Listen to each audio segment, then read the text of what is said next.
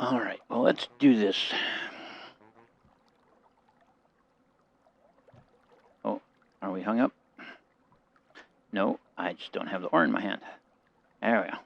If I haven't been on the raft in a long enough period of time that I forgot about the oar, we need to get on this raft.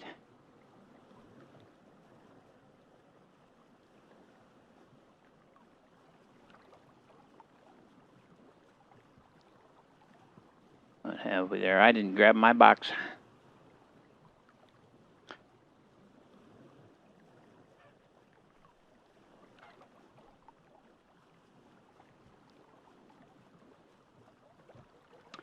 I'm not going to go back for it. I just...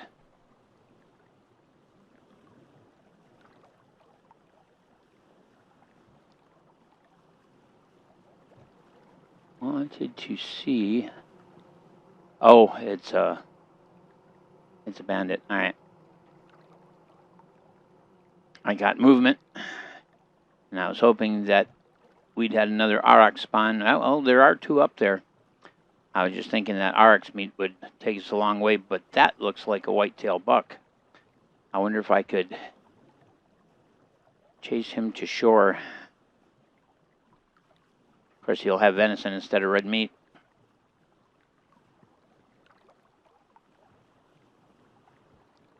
And it's a long way down.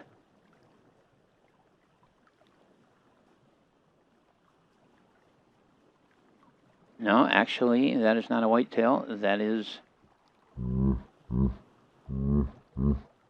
a hippopotamus swimming down there. All right. Let's get a look at the map and make a decision about what kind of adventure this is going to be. I think we're going to follow this green band down to whatever this landmass is that we appear to have going on down here. It's the direction we have not yet gone.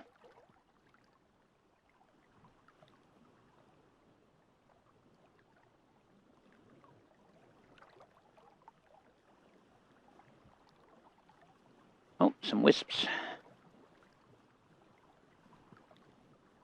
Hello, little wisps.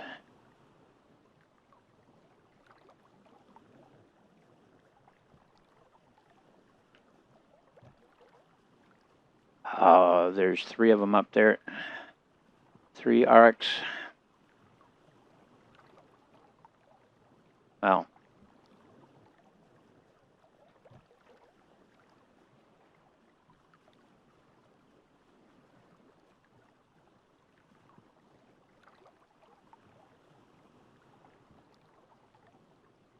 that's good. I was a little concerned because we had 2 and I harvested 1.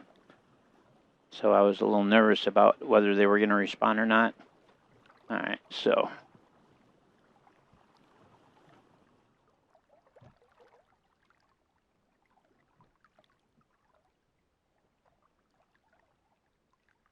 Yeah, we need to turn just a bit that way, I think. And it's going to be a fair jaunt. But ultimately, I would be extremely pleased if we could find bamboo.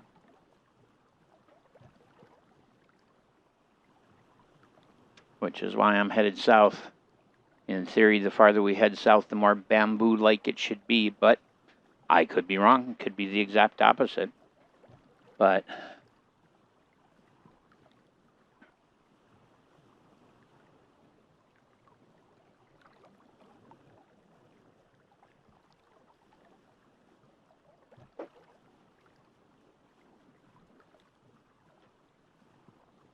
so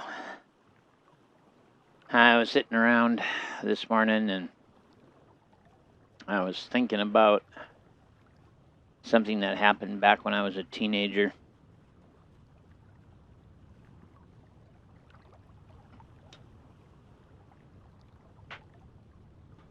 Last night I had a dream, and in that dream, to my surprise, was this fellow named Larry.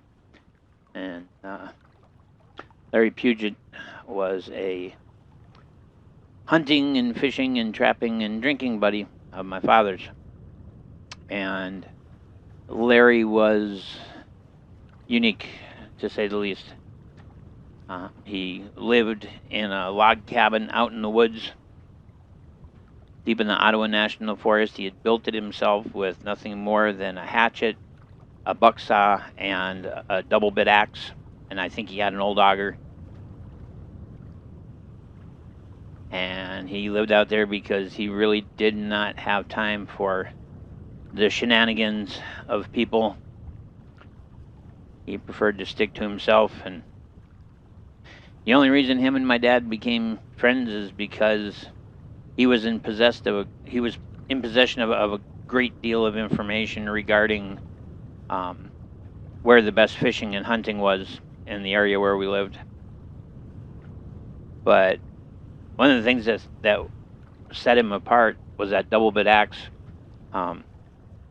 During the spring, me and my father, a friend of his named Herman Puckett, and Larry Puget would all work together as a four-man crew, cutting quaking aspen, what up there they call poplar, or sometimes even popple.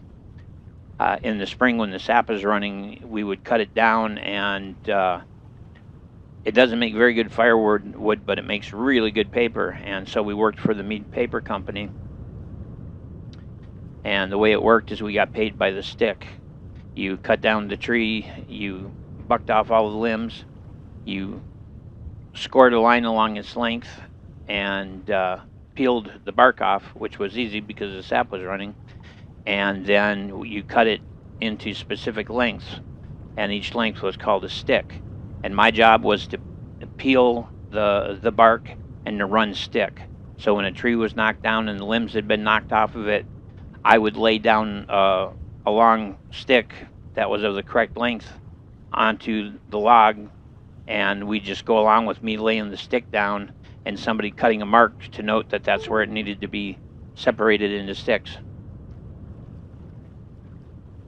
And my dad and Herman used chainsaws, and Larry used that double bit axe. And he'd step up to a popple tree, decide which way he wanted it to fall, and wunk, wunk, a big old half wedge would pop out of it, wunk, wunk. He'd finish off that wedge.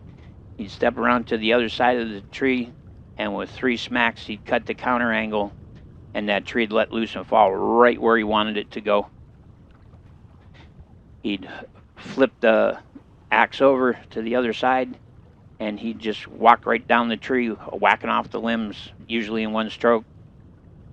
He was amazing. Then, whereas my dad had used the tip of the chainsaw to run the mark down the bark, he could walk along and kind of, I don't know how to explain it, he'd hit and he'd rock that axe, and it'd cut just this beautiful line right down the length of the truck. I'd jump in there and start peeling with the spud. But the incident actually that I'm thinking about was, I don't know, almost became kind of local legend because it was just kind of weird. Larry lived out in that cabin by himself, and he was afraid of neither man nor beast. He was a tough son of a gun. He was a true lumberjack. And me and my pa, my parents had separated, and me and my pa were living in this little house in downtown Iron River, a little tiny town up in the Upper Peninsula of Michigan. And one night about 3:30 in the morning, somebody come hammering on our front door. I mean hammering. And me and my dad both rolled out of bed, and we met in the kitchen because our bedrooms both opened onto the kitchen hallway. And my dad said, "Stay there, Billy." I don't know what he thought it was, but I didn't. I had no idea. But he went up and he opened the door, and it was Larry. And Larry come through the door. He had that double bit axe in his hand, and he was covered in sweat. He was just shook. And at first my dad kind of thought that maybe he had too much to drink, or he had kind of lost it, and he was coming through that door with the axe to get a little crazy. But once you saw the look on his face and realized how scared he looked, how shaken he looked. So we got him sat down, and my dad made him a cup of coffee with a couple of shots of Jack Daniels in it, and got him to get working on that. And finally, he calmed down enough to answer my dad's inquiries. And my dad told me to go back to bed, but the thing is my bedroom was real close to the kitchen, so I could hear him play in his day, And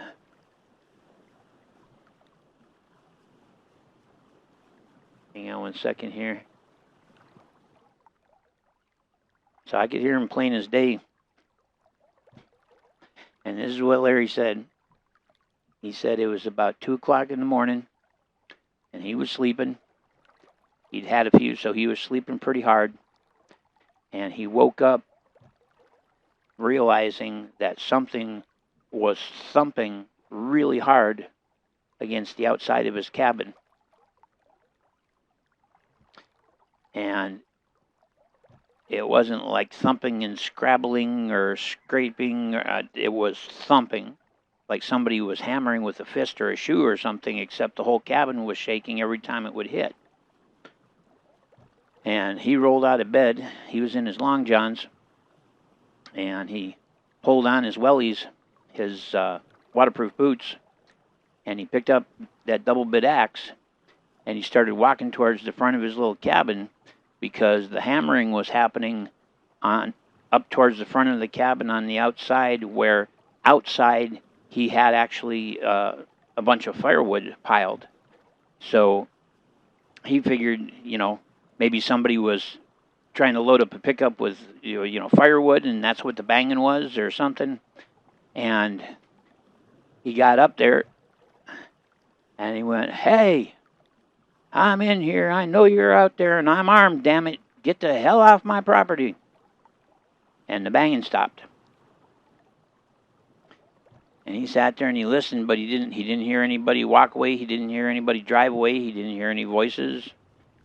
And he just stood there and listened and listened and listened. And after a good solid 6 or 7 minutes, he said, "You still out there?" And whatever it was went whomp, whomp, whomp on the outside of that cabin. And of course, he about crapped himself. That looks interesting over there. And he said he jumped back away from the wall, and he was starting to think that maybe he needed to load the shotgun. And then he heard a bunch of that firewood get knocked over.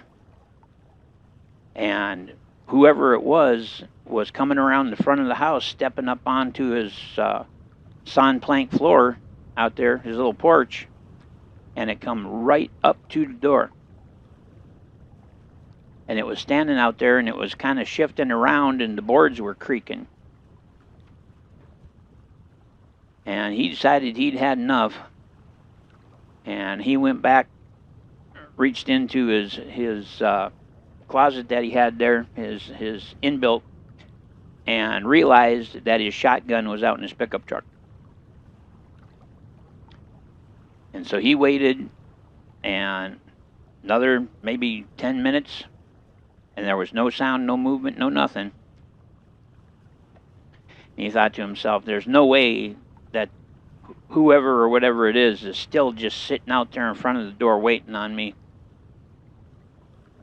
It's probably gone away. I need to go get that shotgun and get it in the house. He said he walked up to the front door. He reached out and he swung it open. It opened inward. He swung it inward, and right there on the porch, he said whatever it was shaggy. It smelled awful, and it completely blocked out the entirety of the door. And just out of instinct, he gave a holler and he swung that axe, and instead of hitting whatever it was that was on the porch, he sunk that axe into the beam that supported the door frame, because he actually had, like about the size of your fist, pieces of log that were actually round, that he made his door frame out of. And he sunk it almost all the way through that. And whatever it was turned and lit out. And as soon as he could, get over the shock, he pulled that double bit out. He jumped in his pickup truck, and he drove to our house. Now, of course, I was fascinated, absolutely fascinated.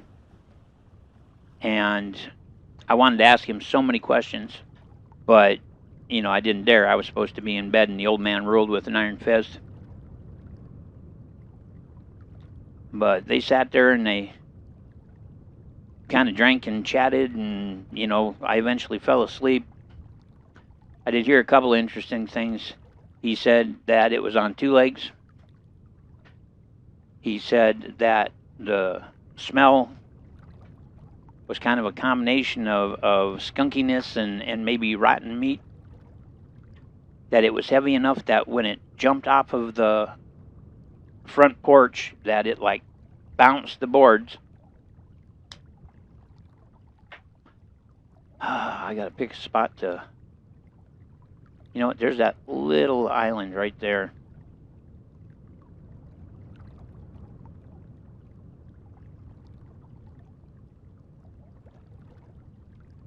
I just need a place to put my bed down, because it's pointless trying to do any of this at night. We want to be able to, see what's around. I was hoping we were going to run into more ruins or something.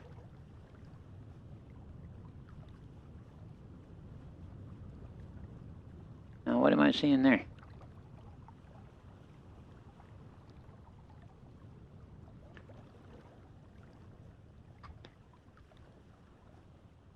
But about 8 o'clock in the morning, after Lear had gotten a little sleep and me and my pa had gotten a little sleep, we jumped in the trucks and we rode on out there. And there was the axe cleft that he had said he struck in the door.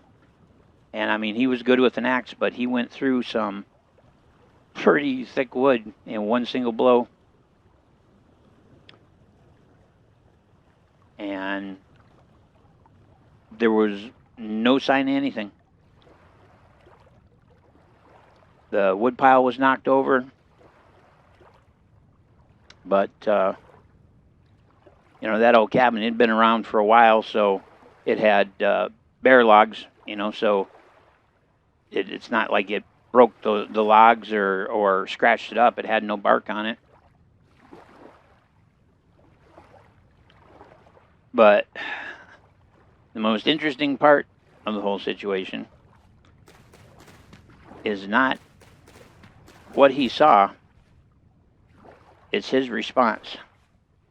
Now, this man who hated people, was absolutely independent, loved his cabin in the woods, built it with his own two hands, not only moved out of that cabin and got a place in Iron River, but he never went out and cut popple with us again. He said he was done with the woods. That whatever the heck that was, he did not want to run into it again. And that is what started my interest, my fascination with Sasquatch. Story time with Uncle Will. All right, you guys. I'll see you in the morning. Have fun till then.